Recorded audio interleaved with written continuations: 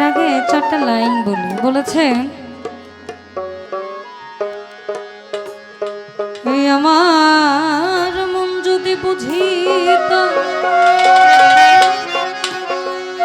তবে এই লোভের দেশ ছাড়িত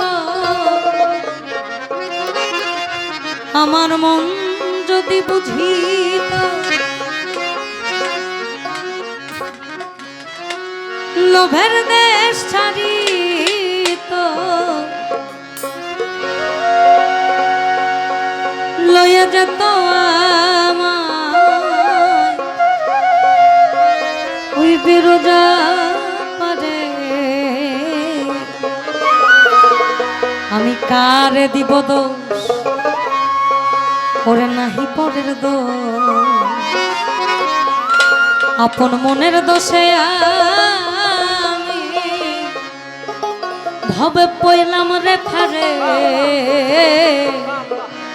কারে দিব দোষ দেওয়ার জায়গা নাই কিন্তু আছে বলেছে খাঞ্চা বিমারা দিছে সাইডা জনম বইরা ঘুরতে আছে সাবির মালিকও ভিতরে খারাপও হ্যাঁ করায় ভালো হ্যাঁ করে আবার হিসাবটাও করায় গন্ডায় নেই বুঝেন তাইলে কইছে আমি এক নাচের পুতুল একা একা নাচি না যেমনি নাচাও তেমনি নাচি না নাচাইলেও বাসি না নাচানোর মালিক সে ঘাড়ানোর মালিক সে অথচ দোষ কিন্তু মানুষের আবার তারই বচন খলাকাল আদম সুরতি আমি আদম জাতি বানাইছি আমার নিজ সুরত প্রেমের জন্য আবার কইছে কুল মিন মুমিনিন আরশে আল্লাহ প্রত্যেক মুমিন ব্যক্তির ভিতরে আমার ঘর তাহলে হের ওই যদি ঘর হয় তাহলে দোষ সব তার আমাকে দোষ করি কয় ইহকালেও বিচার পরকালেও বিচার তো বিচার বিচার করতে যদি জীবন যায় তাহলে জন্মটাই দিছে গিরি যেমনি আসলাম হেমে তুই তো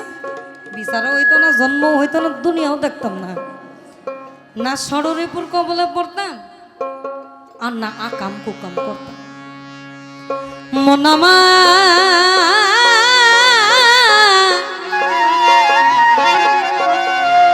গেল রে জানা কারো রবে না এ ধন হবে জীবন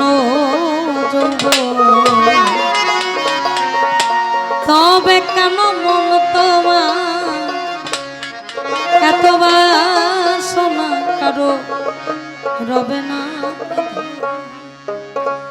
একবার সবুরের দেশে ওই দেখে দম কষে সবুরের দেশে ওই দেখে দম কষে উঠিস না রে ভেসে পেয়ে যন্ত্রণা কারো রবে না এ জীবন চৌব তবে কেন তোমার এত বাসনা কারো রবে না এ ধর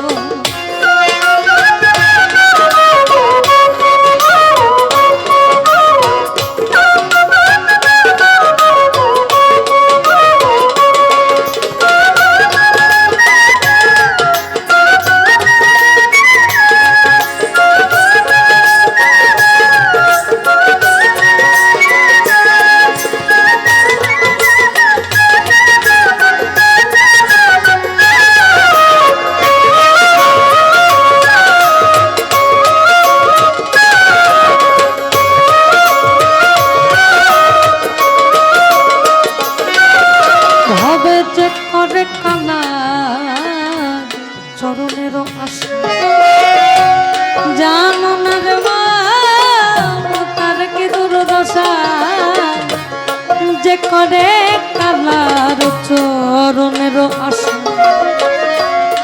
জানো না রে তার কি দুর্দশা ভক্ত বলি রাজা ছিল সর্বস্ব ধন নিল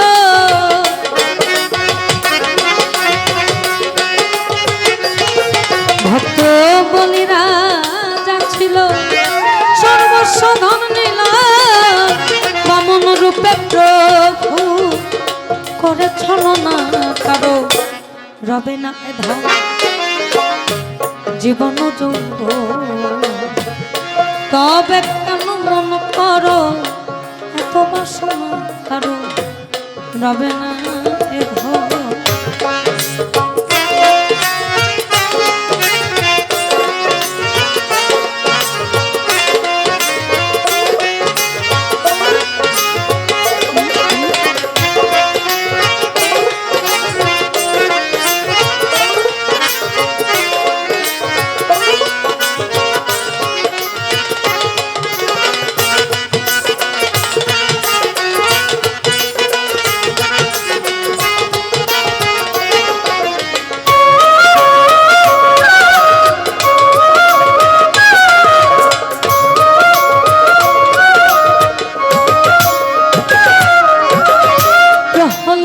চরিত্র ছিল দৈত্য ধামে, কত কষ্ট হল তার সেই হরি নামে।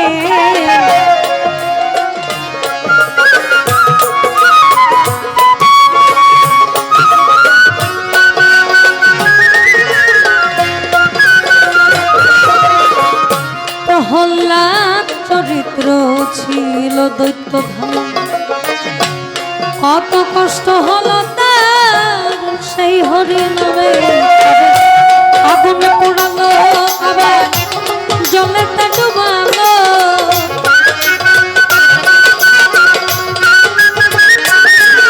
তারে আগুনে পোড়ালো জলেতে ডুবালো, তবু না ছাড়িল শ্রীরূপ সাধনা কারো রবে না এ ধন ভবে জীবন যৌবন। হবে কেন মন করো এত বাসনা কারো রবে না এ ধন।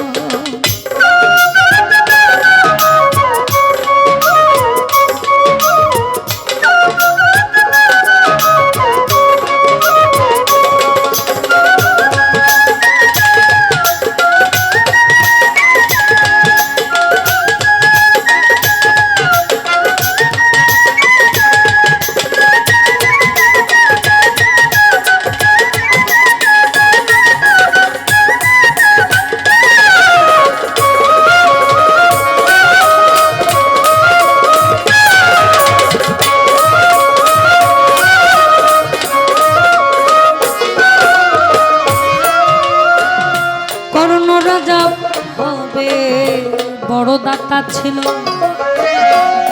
অতিথি রূপে তার পুত্র কেন ছিল। কর্ণ রাজা ভবে বড় দাতা ছিল।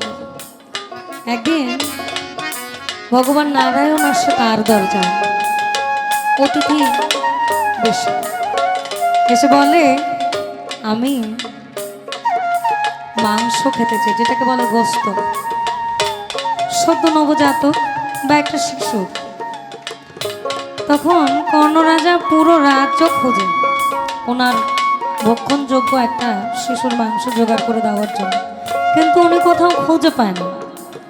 তখন অতিথি রূপে নারায়ণ বলে তোমার ঘরেই তো একটা সন্তান আছে, তাহলে সেটাকে আমাকে ভক্ষণ হিসাবে দাও। একদিকে সনাতন ধর্মে বা হিন্দু শাস্ত্রে অতিথি হচ্ছে ভগবানের আরেকটা রূপ, অন্যদিকে বাবা।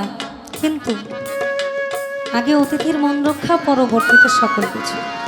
উনি ওনার সন্তানকে কর্ণরাজা নারায়ণের সঙ্গে রন্ধন করে প্রস্তুত করে দেন যে ঠিক আছে আপনি খান। এজন্যই বলেছে আর কর্ণরাজা ভবে বড় দাতা ছিল, অতিথি রূপে তার পুত্র কেন ছিল। কর্ণরাজা ভবে বড় দাতা ছিল, অতিথি রূপে তার পুত্র কেন ছিল। কর্ণ অনুরাগী ভবে না হইল সগী,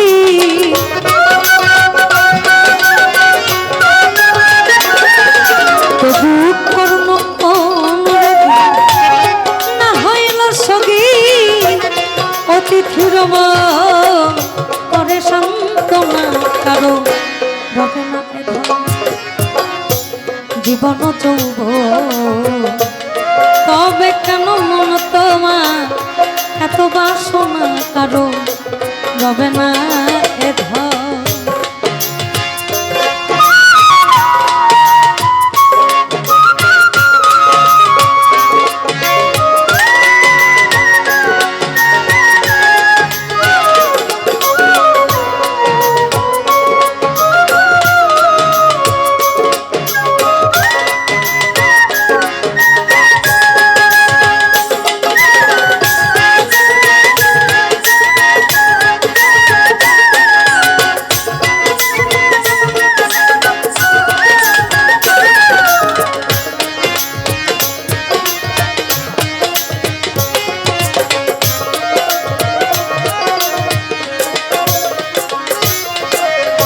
রামের ভক্ত লক্ষণ ছিল সর্বকালে, শক্তিশাল হানিল তার বক্ষস্থলে।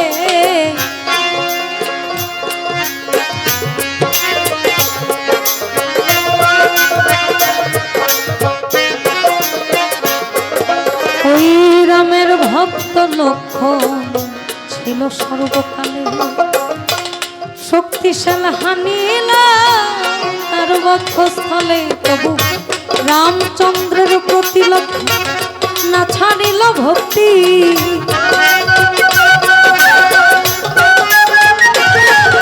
তবু রামচন্দ্রের প্রতি না ছাড়িল ভক্তি।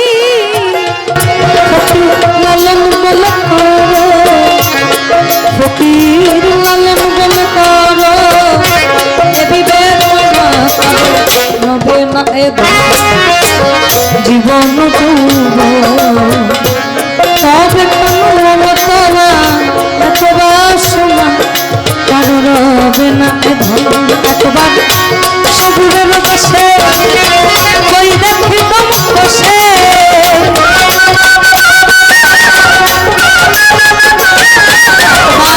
সবুরে ওই দেখি দম বসে, কৃষ্ণের ভেসে এরম তোমা কারো রবে না এ ধন জীবন যৌব, তবে কোনো মন তোমার এত বাসনা কারো রবে